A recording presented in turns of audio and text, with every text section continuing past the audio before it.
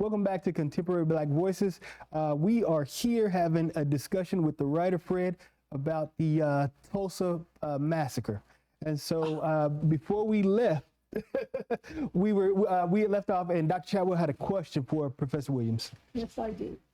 You have mentioned in your opening statement there was a conspiracy of silence. Mm-hmm. Can you explain that and how that silence was opened up to where we hear more about the Oh, okay, yeah. event here? It was such a terrible, terrible event.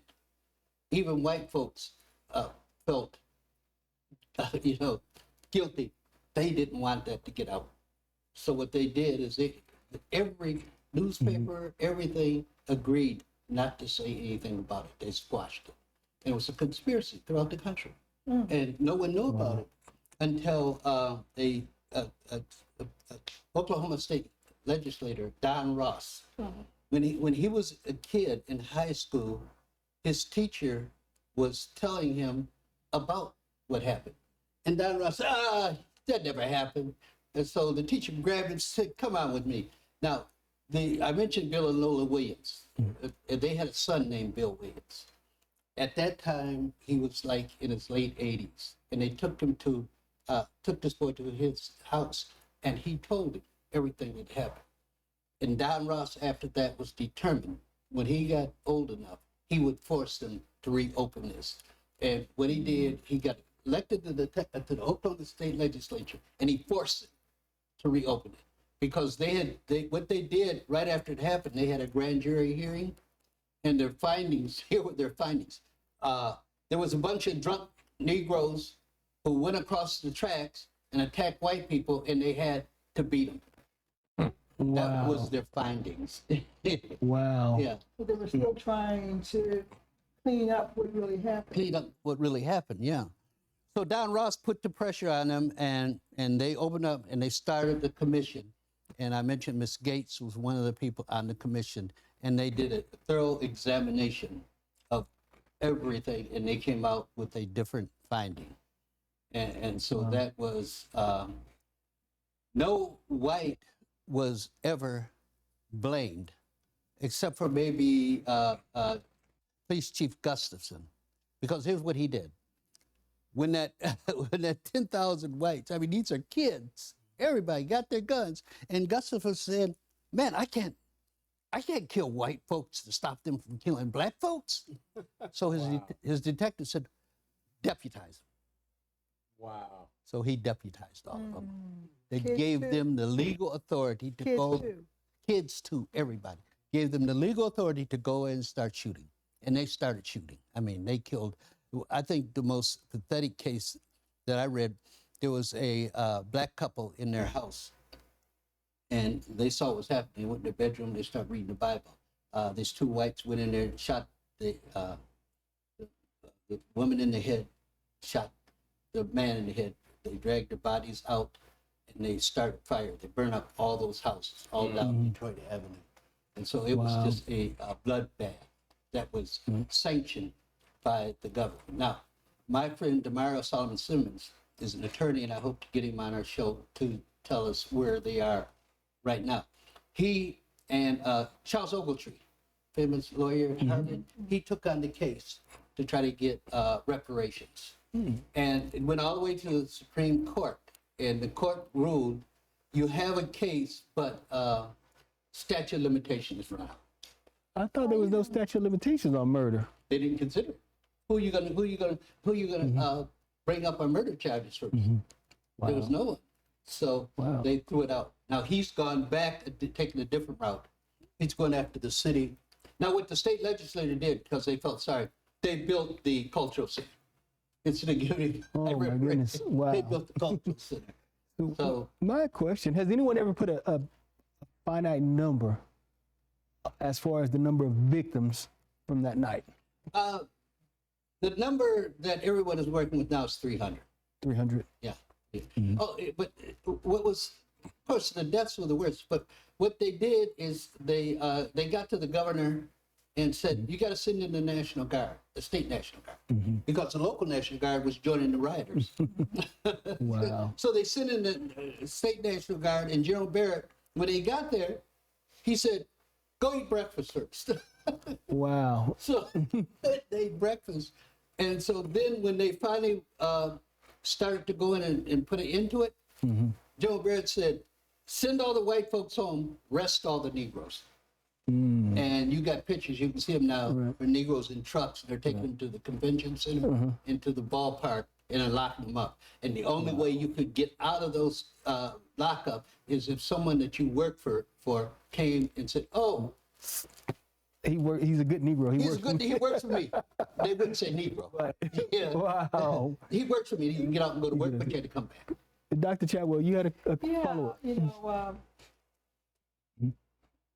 I guess part of the events was, and based on what some of the survivors who were kids said, they were seeing these black bodies Right. in the back of trucks, and they were moving, but they were white men in blackface.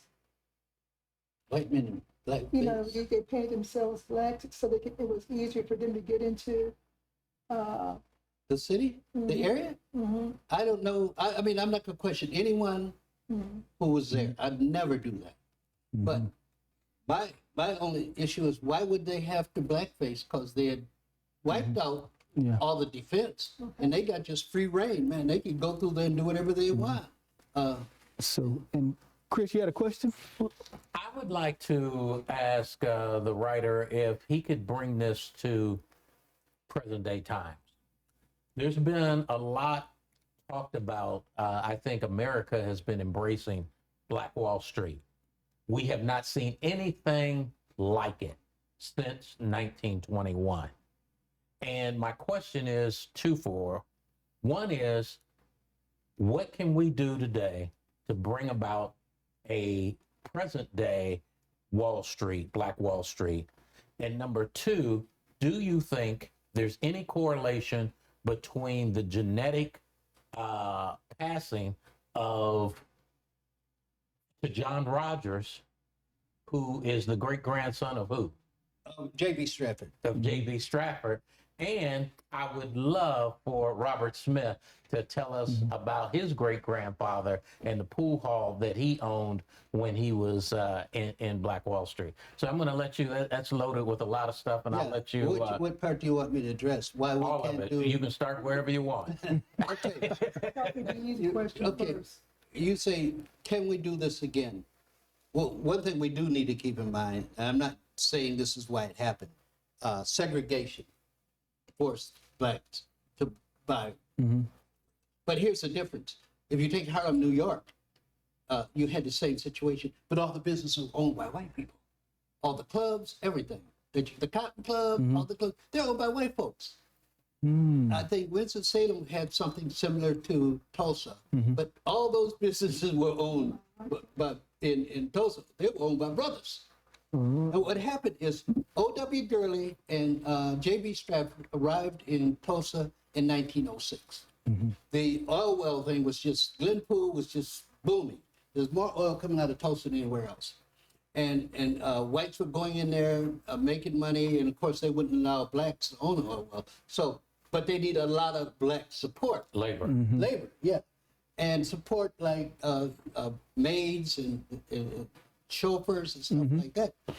And so what Du Bois, Stratford and Gurley said, for us to survive, we're going to have to keep everything within our community. We have to fund everything. We have to keep everything. And anybody coming in here, they have to buy into that concept. So wait a And they minute. did. So that was a conscious effort for them to do It that. was a conscious effort. Okay. Absolutely, yeah.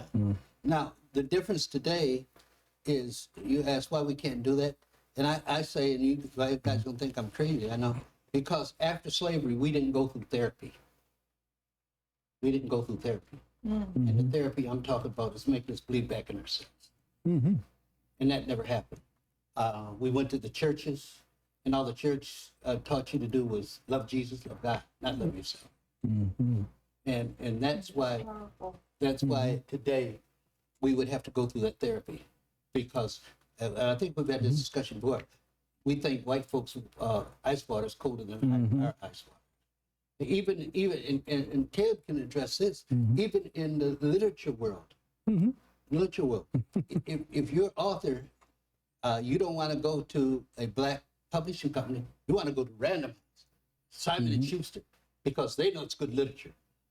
This is a little off the subject. I was in a writing thing in, I think it was in Tennessee, and this lady came and said, "Oh, I just got a 3-book deal with Random House." I said, "Oh, white people told you can write." Well, let me ask you this. Let me ask you, you know, for people who don't know who John Rogers is, John Rogers has a investment company based out of Chicago and is one of the wealthiest people. He was an advisor to Barack Obama and some other folks. But he is the great-grandson of J.B. Stratford. J.B. Stratford. So my question to you is do you believe that there's any genetic correlation between J.B. Stratford being his great-grandfather and what he's doing today? Genetic, I don't know. But did he have a good role model? Okay. J.B. Stratford's son was Cornelius Stratford. He started the National Bar Association in Chicago. And his daughter became, I think, the first black. I believe she made a speech at the Republican Convention in 1972. That's his background. The background is so important. The legacy is there. And John Rogers, believe it or not, he's one of the people in charge of building the Obama Library. Correct. And this guy is probably close to being a billionaire. Because as it passed down through the family, the importance of business and the importance of money. Because J.B. Stratford did an extraordinary thing. He built that hotel with most of his money. Let me ask you this. We only have a few minutes left, but I want to ask you, the screenplay that you've put together, Yes. why do you think that that's so important today? Oh my God, it's more important today as our kids see nothing that they can be proud of. And let me also ask you this. What's the difference between all the other movies we've seen about Black Wall Street versus what you're proposing? Because I create the heroes. Okay, I create the heroes. I have those brothers up front as those white boys come and they're just picking them off. And what I did is I make sure that the antagonist is a guy named Hal Richards. He's with the Klan. My protagonist is Stratford and really O.B. Mann. The confrontation is between O.B. Mann and Hal Richards. And at the end, even though it's happening, I have O.B. Mann up in the top of the church, and Hal is one of these guys who's dropping all these bombs. So O.B. sticks his head out there because he knows Hal wants to get him. So Hal tells the driver, the plane, go over there. So O.B. sits and waits and waits and waits. And just when Hal pulls back, he shoots and kills him. Wow. And he falls to the ground and the bomb explodes on him. That's the hero. That's the hero. Yeah. And then, of course, I have J.B. Stratford leaving and going to out of Tulsa, and O.B. and some of the other guys taking off and leaving. Real quick, tell us about J.B. Stratford and his gun. I think that's an interesting story. J.B. Stratford carried that gun from the time he was 15. Okay. All the time. And white folks did not mess with J.B. Stratford at all because they were afraid of him. And we're running out of time. All right. But he was a tough guy, and I wish we had time to contrast him with O.W. Gurley, because you see the difference between the Du Bois thinking Stratford and the Booker T. Washington thinking Gurley. All right. Well, again, we want to thank you for joining us today. There's been a wonderful discussion with the writer Fred, and what we have coming up is Hot Topics. Professor Williams, you want to let them know what our hot topic is today? If black people abandon the Democratic Party, it's insanity. So get ready for Hot Topics, folks. We got a good one coming up for you today. And again, thank you for joining us. This has been Contemporary Black Voices.